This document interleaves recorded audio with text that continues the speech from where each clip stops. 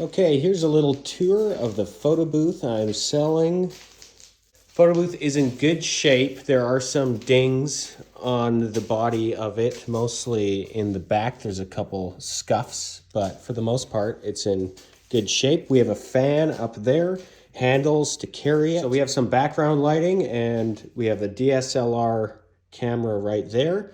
And these two buttons, you can either choose color or black and white.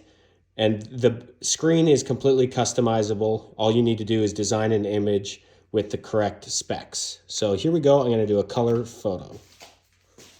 So here we go. Hi.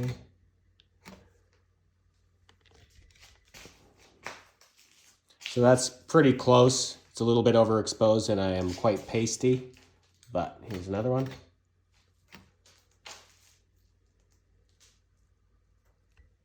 Okay. And 3. Woo! Hey! As you can see, it's pretty responsive. With all photo booths, there's a slight delay.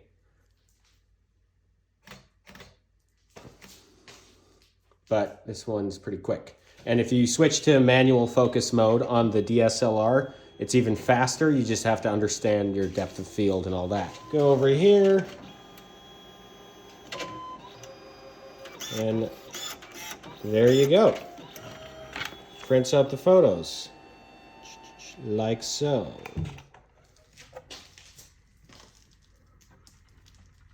So in the back here, you can see we have a laptop, which is running the show. It's a pretty old laptop, nothing new and fancy. So you could replace it if you want, but it works just fine.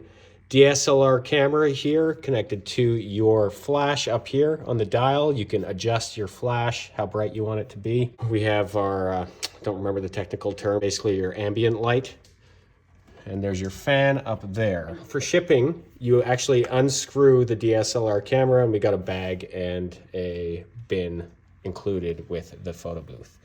And then down here, we have a high-tie printer.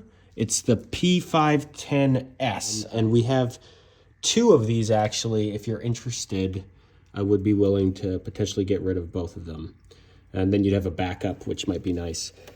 So over here you can see we just have a second monitor. That's what's facing out towards the client. So this is behind the printer, and then you have the electronics with the buttons on there. Here you have the printer and the USB for to control the camera.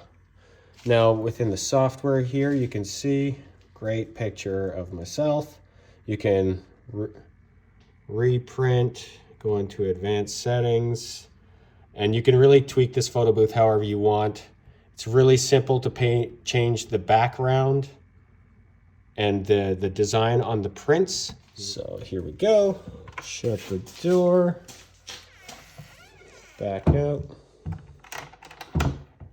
And lock it. I would recommend, if somebody is serious about this booth, potentially getting a new stand for it. This one works pretty well. I just think you could make something a little bit nicer. You know, the photo booth is relatively wide. I can lift it by myself, but a smaller person might have difficulty setting it up on their own. I usually would have to put it on a chair, then put the base in, and then lift it up. Then you put in the printer and the camera.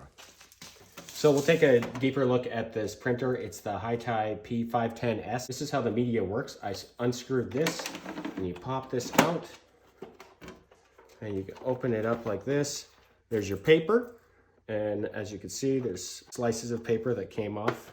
That's normal. Basically, all of the photos, it cuts the paper and then leaves the leftovers in there, so you want to make sure you empty that from time to time. Paper right like that, and you can put it back in.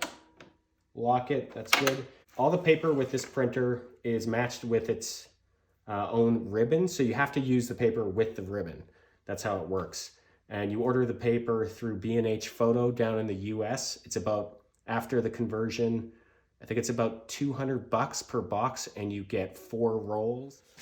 So that is an overview of the photo booth that I am selling. This thing is a workhorse. Once you get it up and running, I rarely have had any issues with it once it's going. The main thing you want to do is test it a couple times before you start an event. Just one final note about the photo booth. If you're interested in buying it, just be aware that it does take a little bit of technical know-how. You got to mess around with it and get used to it. It's not something you're going to be able to pick up and start booking it right away, but put a few hours of time into it and you'll become comfortable with it, and it's pretty simple to use.